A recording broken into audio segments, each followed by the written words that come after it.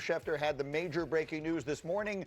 Shefty, for those just joining us, go. The Buffalo Bills fired Sean McDermott after 9 seasons where the Buffalo Bills had some success, great success in the regular season, but failed to get to the Super Bowl in the postseason with the best player in football. They could not break through, and Buffalo made the decision this morning that without them breaking through the Super Bowl, they are moving on from their head coaches. Now, Sean McDermott told his staff this morning that he does intend to continue coaching, and I will not be surprised if McDermott emerges as a candidate for some of these other teams that currently have openings. He could get into that interview pool, and just like we saw John Harbaugh and Kevin Stefanski get fired and get jobs within days after they were fired, it wouldn't be a shock if the same thing happened now with Sean McDermott. Can I ask you a question? We talk about all these guys getting fired. Do you think other teams will look at this like, maybe I need to get rid of my guy to have access to one of these? I think it's like a virus. It spreads. I think it's the contrary. I want to know, do you think we now have 2 openings with really good franchises with 2 MVP quarterbacks. Don't you think that there's some head coaches that right now are going, can I get out of where I am and go there? Like sitting head coaches? And Lamar Jackson needs a coach. Josh Allen needs a coach. We've had 18 teams, if you include this offseason and the last offseason. So call it the last 12, 13 months, however you want to frame that.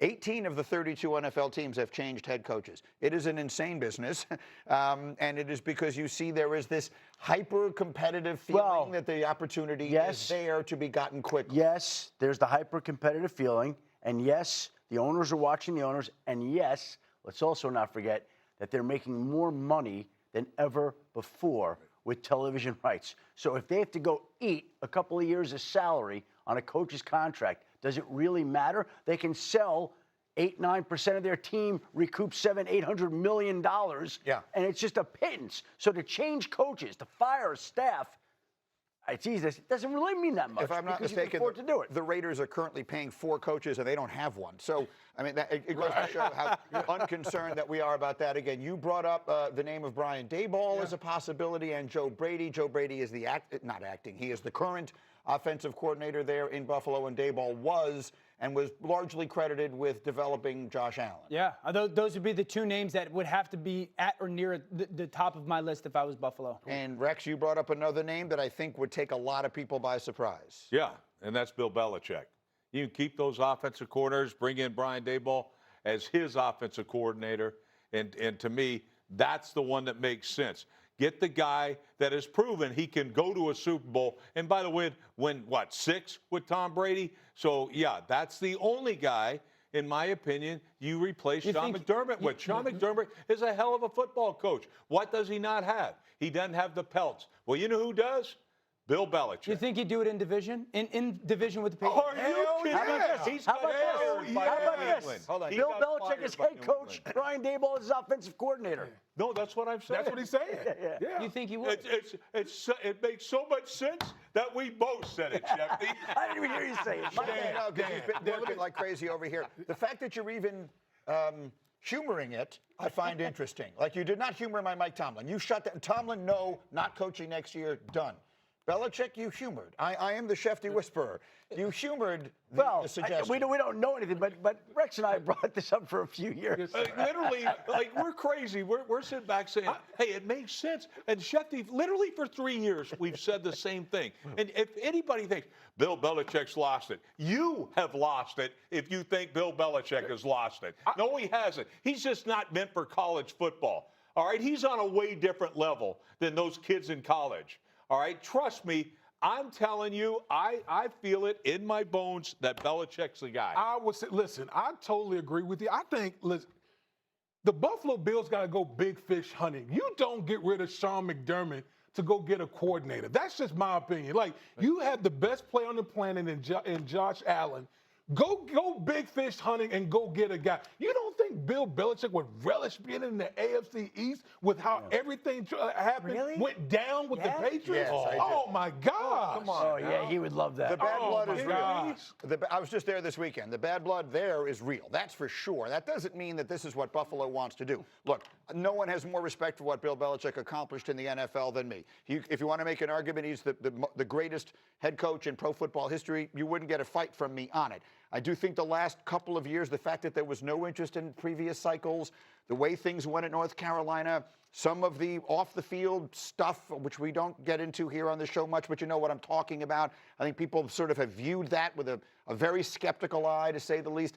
Look, I'd love you to be right, because I'm in the interesting business. Nothing could be more interesting than Bill Belichick. Well, you just hired a coach for Atlanta that had a 44% win percentage to be your head coach. Right.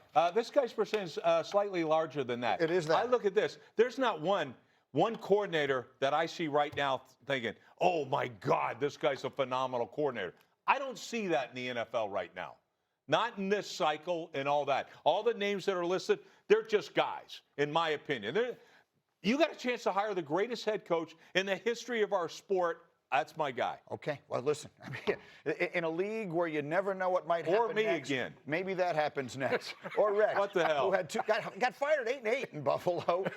And we will see. Again, the Bills, they won 91 games in the last 7 years, the most wins ever by any team in a 7-season span that did not reach the Super Bowl at any point. Very quick final word. Bill has said he's not interested in going back, and we'll see if he is or he isn't. Yeah. But if he's not, Brian Daboll certainly would be interested in being the head coach in Buffalo. That I can assure you. Absolutely, he lives there. All right, we'll find it out. Let's do one more. Buffalo Bills, and it was a playoff run that had their missteps of close losses the last 3 years.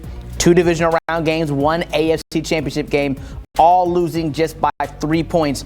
They're the first team in NFL history to lose a playoff game by 3 points or fewer in 3 straight seasons. So that did it in for Sean McDermott, and we will continue that conversation. JJ, Damian Harris, and Lee J. Duzable now tapped in with us. Lee J, I'll go to you first since you just joined the party here with us. This Sean McDermott news, your reaction to it is what? Utter shock is my reaction to it. This is a coach that before this season won 5 straight AFC East divisional crowns. This is a coach that's been to 2 AFC championship games. I liken this, fellas, to when Tony Dungy was a Bucs coach for the Bucs. Remember, I was a young kid in Tampa growing up, and I remember when the Glazers relieved him of his duty, it was utter shock, right? Because this is a coach that went to the playoffs every single year, and then they trade right for John Gruden, and then they won the Super Bowl the next year. So this is a coach that throughout the entirety of the NFL has high praise. You see it right there as far as one of the longest tenured coaches active in the NFL, 9 straight seasons since 2017. And when you look at it, since 2017, the Bills have only not been to the playoffs 1 year. Every other year. Remember, he broke that streak of 20-plus years of going to the playoffs his first year as a rookie head coach. So utter shock. And I heard Dame talking about earlier, you know, what pieces have they brought in to essentially elevate Josh Allen. The issue with them has been free agent pickups. They've struggled when it comes to that and getting production from free agent. But in the draft, they've actually hit on a lot of players. Deion Dawkins, Pro Bowl All-Pro. He was a draft selection. Spencer Brown has been right on the cusp of a Pro Bowl player. He was a draft selection. Khalil Shakir was a late round, I think 5th round draft pick. They've hit on him. Christian Benford, late round draft pick, almost at a Pro Bowl level corner. So they've hit on draft picks. They've really struggled when it comes to bringing in free agents to help elevate this team. And remember, they traded away Stephon Diggs. Haven't really had a true number 1 receiver. Khalil Shakir has been a good receiver, but hasn't been a true number 1 receiver. But utter shock when it comes to this because of all the success Sean McDermott has had as a Bills coach. Your reaction, because I saw you a little bit of a way. You know, I hear it, right? I hear the argument. Only one time missing the playoffs, 5 straight AFC East championships. I understand that, but when you've got a player of the caliber of Josh Allen, it's Super Bowl or bust. I'm sorry. Getting to the playoffs, getting beat by Patrick Mahomes, getting beat by Joe Burrow at home, that's not good enough when you've got not only Josh Allen. But when you've got a dynamic rusher in James Cook that they've had for a little while, he talks about Khalil Shakir. He has made a lot of progress and developed over the past couple of years, but they just don't have the pieces around to really solidify enough help for Josh Allen. Now, I'm not sitting here trying to play the fiddle of, oh, poor Josh Allen, because the play that we talked about leading in, was that the play that sealed the deal for McDermott? No, let's point to the other turnovers. Let's talk about the fact they shouldn't have even been there. It was the costly play of Josh Allen. It was the first version of Josh Allen that we saw as soon as he entered the league. It was the renegade quarterback, the big play caller, the big shot caller. In the most crucial moments, he's careless with the football, not only whenever he's throwing it, but whenever he's running it. The fumble before the half, the fumble after the half, that play at the end of the game didn't seal the fate for McDermott. It was the bad play from Josh Allen throughout this game. It was the fact that Josh Allen could not win this team to get to a Super Bowl when there will not be an easier path than there is right now. This falls on the responsibility of everybody. I know that they've drafted certain guys. Khalil Shakir, if that's your number one receiver, that's a problem, especially when you go out and draft a guy like Keon Coleman. That is a problem. Defensively, they have not drafted well enough on the interior part of their defense to where they can stop the run. That has not happened, right? So in totality, there are a lot of things wrong with this Buffalo team, and when the expectation of this team is to win Super Bowl year in and year out, and you're getting these kind of results, somebody's got to go. JJ, let's pivot to the Sean McDermott portion of all of this, because what happens to him next? Where does he fall on the totem pole for all these teams that are looking for head coaches? Again, the Miami Dolphins pretty deep in their process. Could be Jeff Hafley. I'm told Joe Brady interviewed quite well there. The Baltimore Ravens have interviewed, I think, 15, maybe 16 coaches so far. Well, looks like the Tennessee Titans want to make a decision on their head coach soon. But you look elsewhere, and Sean McDermott should be a coach that is in demand, right? We talked a few weeks ago at the end of the regular season about how this was supposed to be a boring cycle, and in part because the coaching candidate pool wasn't very rich. Then a whole bunch of current coaches got fired, and now the best candidates are the guys who just had jobs and got fired from those jobs, right? I mean, look, John Harbaugh and Kevin Stefanski have just gotten jobs. Mike McDaniel very well may get a head coaching job, and Sean McDermott may be next up. Now, you look around, I don't think that Sean McDermott, or really any coach that will have options, will be interested in the Arizona Cardinals.